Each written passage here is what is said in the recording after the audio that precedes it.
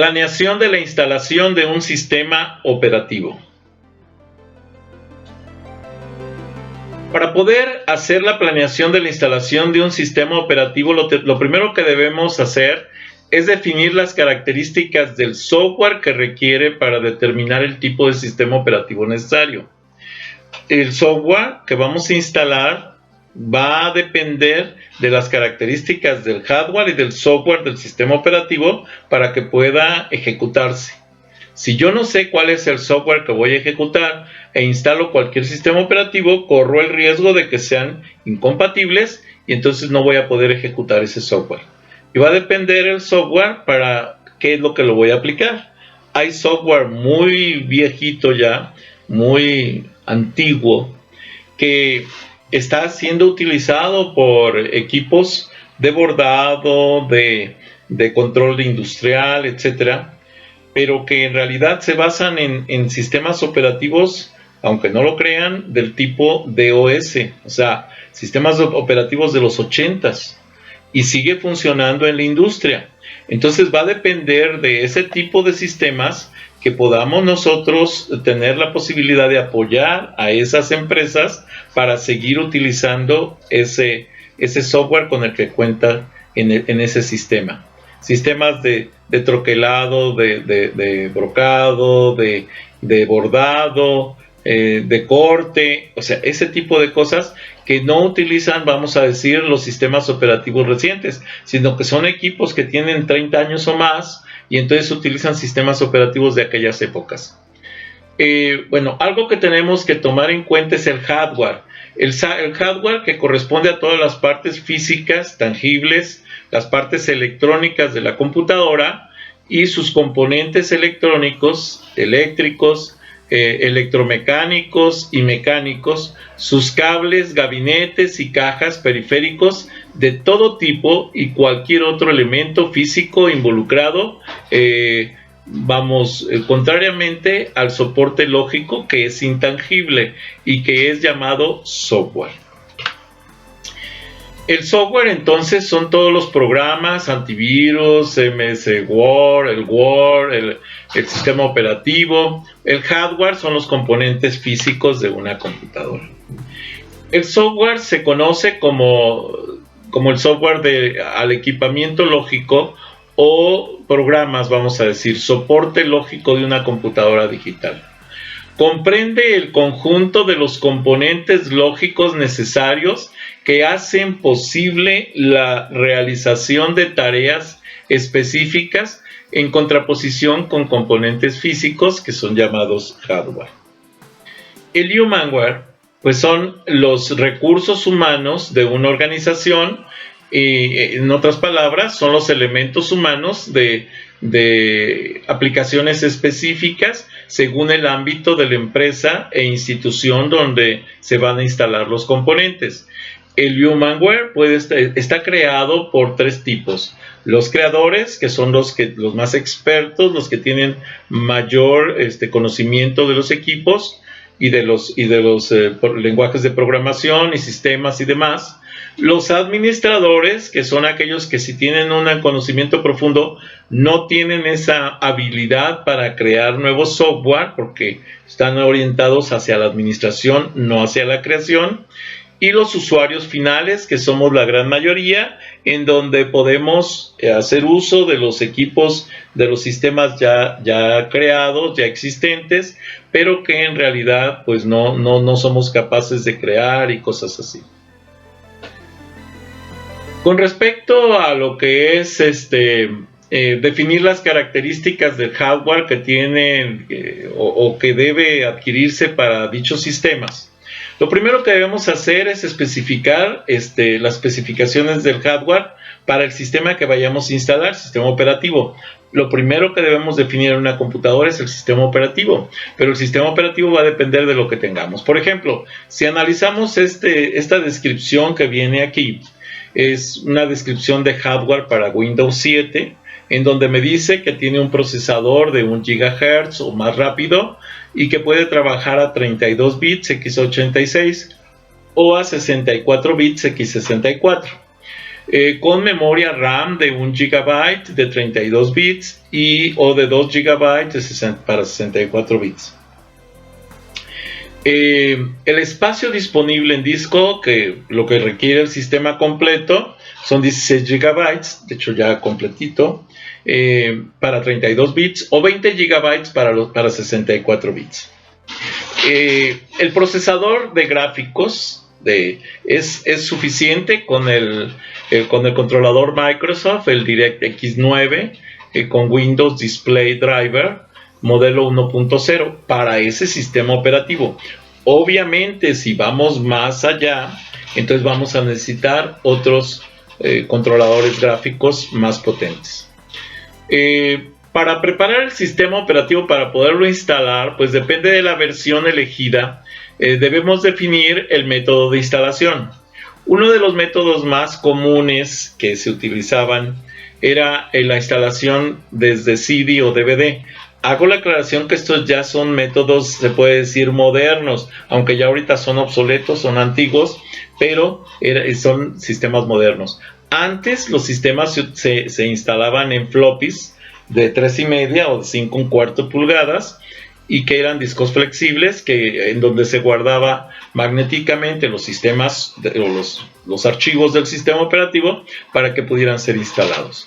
Se requiere, por ejemplo, de un disco de instalación de cualquier sistema, el que se vaya a instalar, con una clave válida, sea la versión que sea, legal, ojo, o no legal, para no decirlo tan feo. También se debe insertar el disco en la unidad óptica y configurar tu ordenador para que se inicie leyendo el disco, sea a través de una opción en el BIOS o de un menú especial en el momento en que se inicia el ordenador. Suele verse una leyenda similar que dice presione F12 para el boot menú, para el menú inicial, que por supuesto todavía, según el fabricante, pues deberás saber cómo lograr ese acceso. Pero ese es para el acceso a la configuración del BIOS o lo que se conoce como CMOS. Hago la aclaración, pues se puede instalar una versión pirata de un sistema operativo, sí, aunque legalmente debe de activarse esa versión solicitando la clave correcta al fabricante de ese software. Instalación por medio de USB o pendrive, que es una de las modernas, que es las que se utilizan más actualmente. El procedimiento para crear una memoria instaladora, por ejemplo de XP o de cualquier otro sistema operativo, es bajar el archivo correspondiente a por ejemplo, un USB multibot o un Sarrus o cualquier otro creador de sistemas de arranque en las memorias USB o memorias SD, ¿sí? Lo podemos hacer desde varias memorias.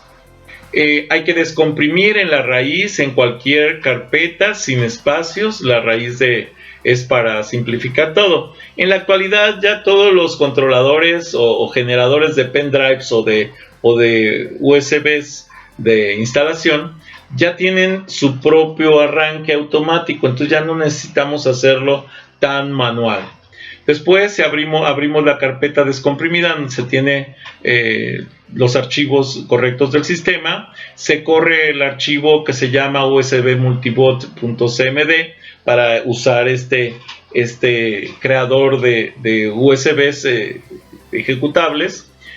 Y después nos da la leyenda de que se va a formatear la USB. Casi todos los instaladores de sistemas a partir de USB van a formatear la USB, la van a dejar limpia para después hacer la instalación del sistema que se pretende instalar.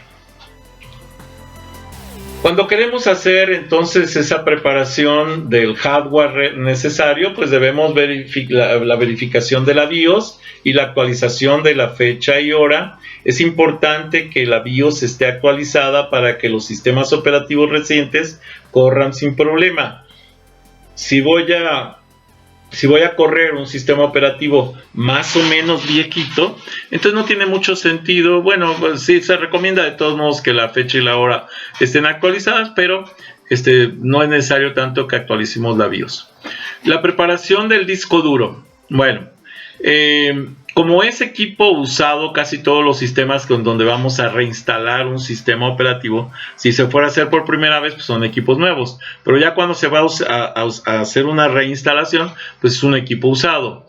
Tiene 3 acciones posibles. Hacer el respaldo de los datos del usuario, que es una de las más una recomendación muy fuerte que se hace. Nunca formateen una máquina si no respaldan los datos del usuario. Ojo, aunque los sistemas de cómputo como el sistema operativo o algún software son caros, pero nunca van a tener el valor de los datos del usuario. Los datos del usuario es lo más caro que puede tener un sistema de cómputo. Por ejemplo, imaginen ustedes que ahí guardan información sensible como números de facturas, cuentas de acceso a bancos, cosas así, y llevan el equipo a mantenimiento y llega el técnico y lo formatea sin decir agua va, y entonces toda esa información que es fuerte y sensible para el usuario pues se pierde.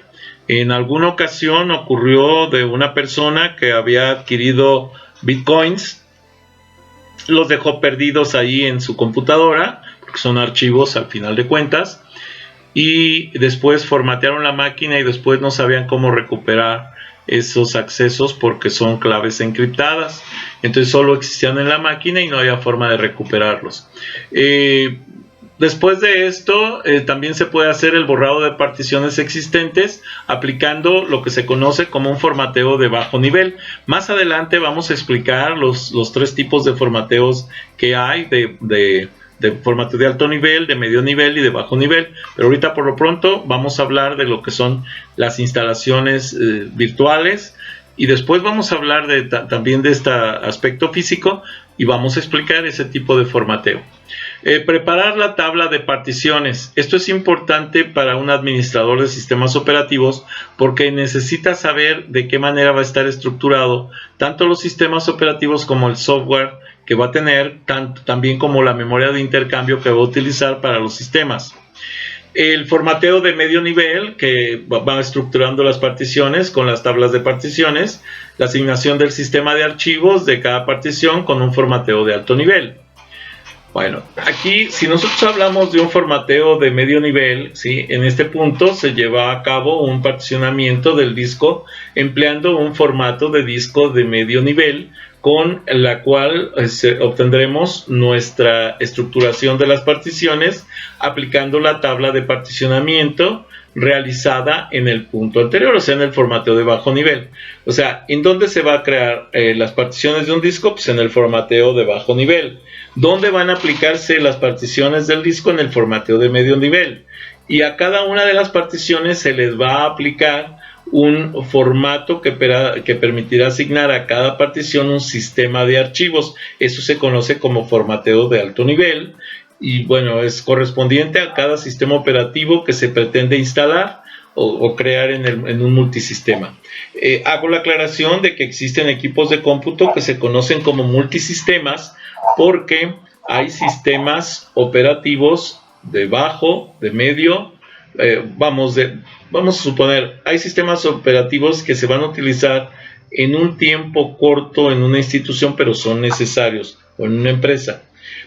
En ese mismo equipo estaría obsoleto la mayor parte del tiempo si no se tuviera un multisistema, porque a veces ese equipo solamente se arranca con un sistema muy antiguo para configurar, por ejemplo, una línea de proceso, pero después de ahí ya no se va a volver a utilizar a lo mejor en 8, 10, 15 días, y entonces lo que conviene es tener esa máquina dedicada con otro sistema operativo más reciente para otro tipo de actividades de la empresa, porque si no se tendría que tener una máquina obsoleta, vamos a decir, la mayor parte del tiempo, porque solo va a servir para configurar una cierta línea de proceso. Con respecto a las características del software que se requiere en el sistema vamos, en sistemas específicos para los sistemas operativos debemos entender lo siguiente. Primero, ¿qué software vamos a instalar? Si ustedes me dicen, es que necesito Office 2010 o superior. Ok, bueno, si necesitas Office, entonces no instales Linux, para empezar. Entonces ya desechamos ese sistema. ¿Por qué? Porque el Office no es compatible con Linux y lo único que podemos hacer es en una máquina virtual ejecutarlo. ¿Sí? Y sí se puede trabajar, pero no es lo conveniente porque absorbe demasiados recursos. Mientras que para Office 2010 podríamos estar hablando de que podríamos instalar Windows Server 2003, CP2, lo que sería el Windows XP, Windows Server 2008 y así sucesivamente, o sea, los más recientes. El 2010 tiene cierta viabilidad con los sistemas operativos, no toda.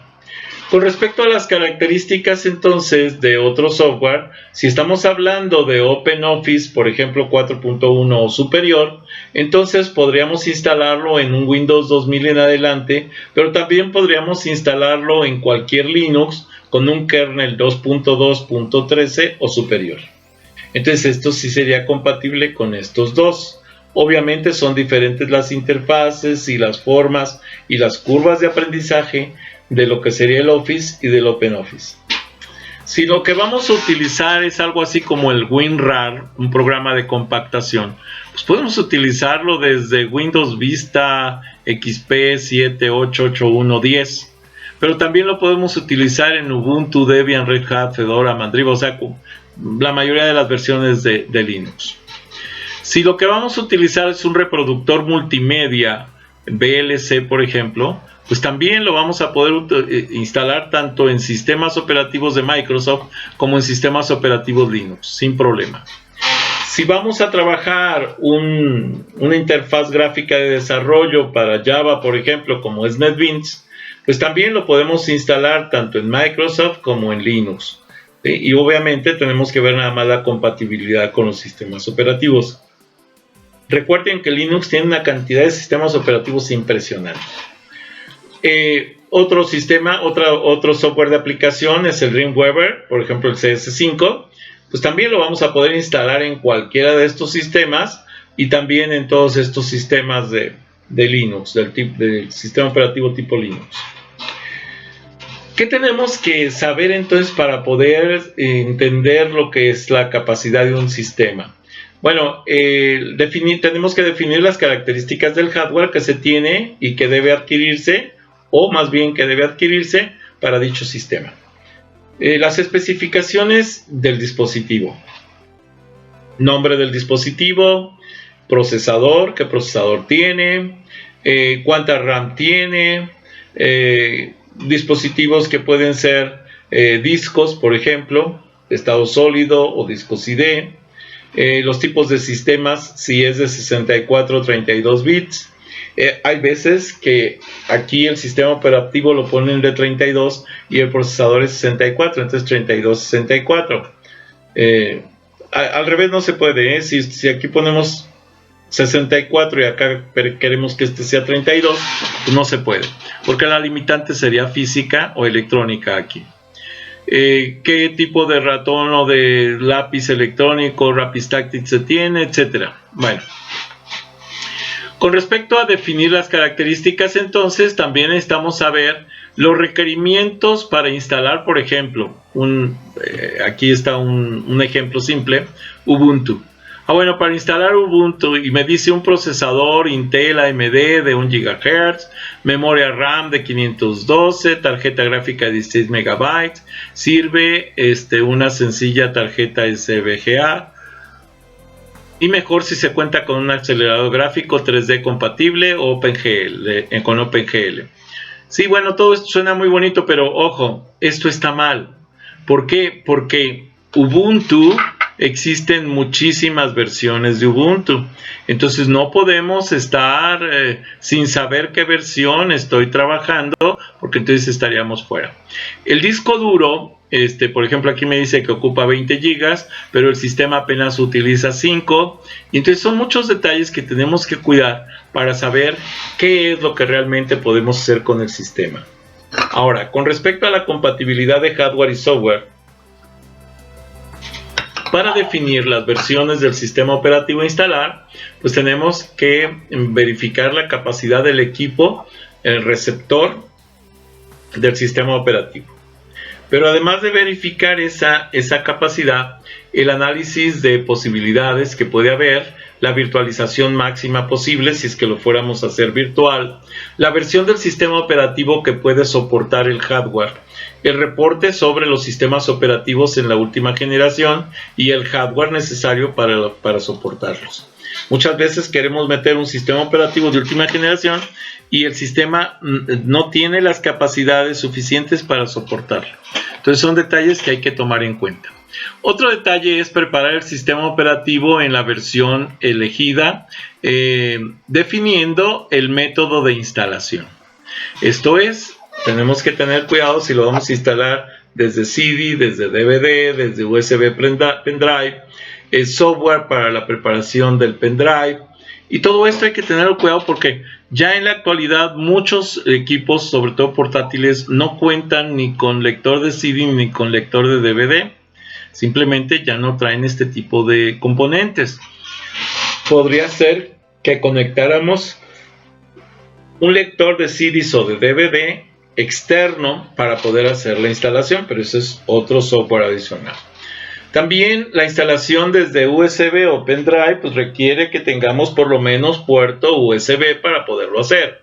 El software para la preparación de la pendrive pues es otro software que tiene que manipularse para poder lograr la generación de la pendrive de instalación del sistema. La verificación de la BIOS y actualización de la fecha y hora, bueno, la preparación del disco duro, si es la instalación de equipo, estos son los pasos que podríamos seguir. Entonces, verificación de BIOS, actualización de fecha y hora, preparación de disco. Si es instalación en equipo nuevo, entonces la preparación de tablas, particiones del disco duro. Si es equipo usado, entonces hacer un respaldo de datos del usuario, borrar particiones existentes, el formateo de bajo nivel, preparar la tabla de particiones, formatear el formateo de medio nivel para la estructuración de las particiones aplicando las tablas de particiones, y la asignación por último de sistemas de archivos a cada partición, que es un formateo de alto nivel.